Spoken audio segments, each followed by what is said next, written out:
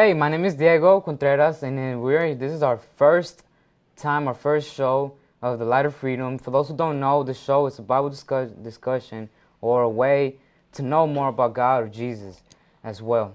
Again, this will not be based on any religion. This is all about getting God, getting closer to God, and getting to know Him more. Now, Joselyn Avina is here with us as our guest. And Joselyn, can you tell us a little bit about yourself?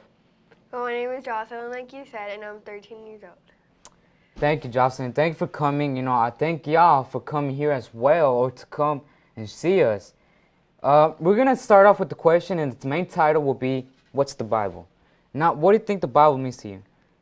Well, I know that the Bible is like a bunch of books, like in one. That's true, and it is. It's a collection of books. It's like a big library, and it's a lot of books, but just in one book. That's why I call it the big book.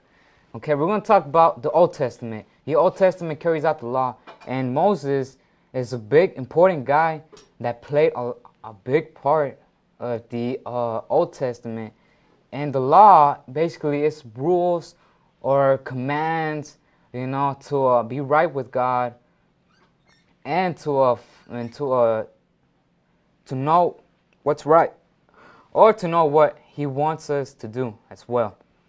And another division, because there's 5 divisions, the next division will be the historical writings. The historical writings talks a lot about the history, or what the prophets went through, or other believers went through, how they were treated, how they treat others. It's all history, and and it helps us know what actually happened in the Old Testament.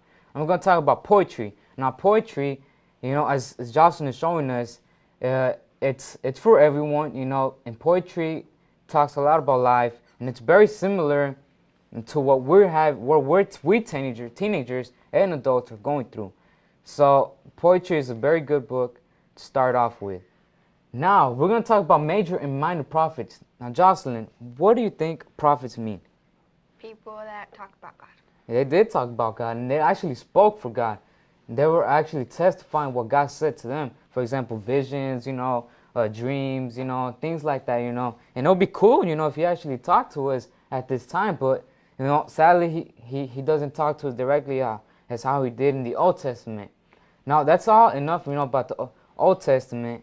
And we're going to talk about the New Testament, which is the new thing, the new rule that we now need to follow. Now, the New Testament, as Jocelyn is going to show us, it has 5 divisions. The first one, it talks about the gospel, which is the good news. The gospel, it talks a lot about Jesus' teachings. It talks about how we should love each other, and how it helps us get to know Jesus more and to follow Him in the right way. And now we're going to talk about the history. Now, the history, it talks a lot of history about, apostles, and there's 12 apostles. Now, what do you think apostles are? People who worship God. They did worship God, actually, and not just that, they were the first followers, or the Jesus followers that Jesus chose. They chose them randomly, and these apostles, they didn't see it coming, but they were chosen, to follow and play a big part for Jesus. And we're going to talk about Paul's letters.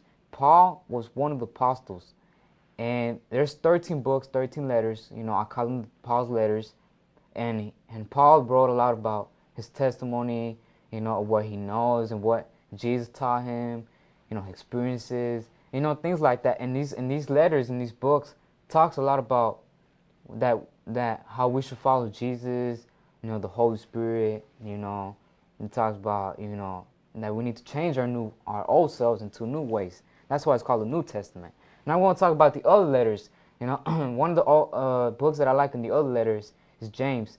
And James was a disciple. He was a believer. And James talks a lot about struggling, or very similar to what life is until now. And these other letters, or other believers, or other apostles that have written these books.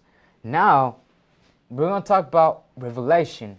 What do you think Revelation talks about, Jocelyn? God's kingdom.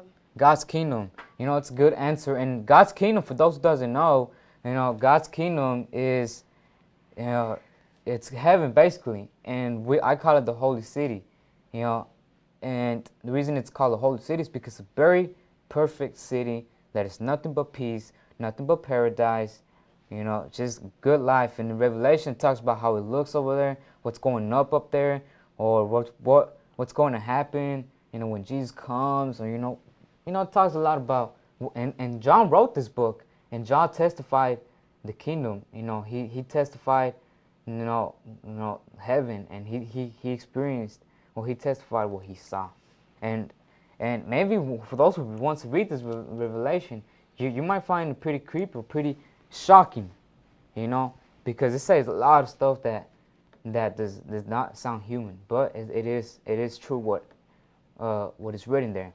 But I challenge y'all and I recommend y'all to read these books. In total, there's 66 books, and I challenge y'all to read at least one chapter of the book, of the big book, and you could start off with Proverbs or any other, and it'll be a good, to read the Bible.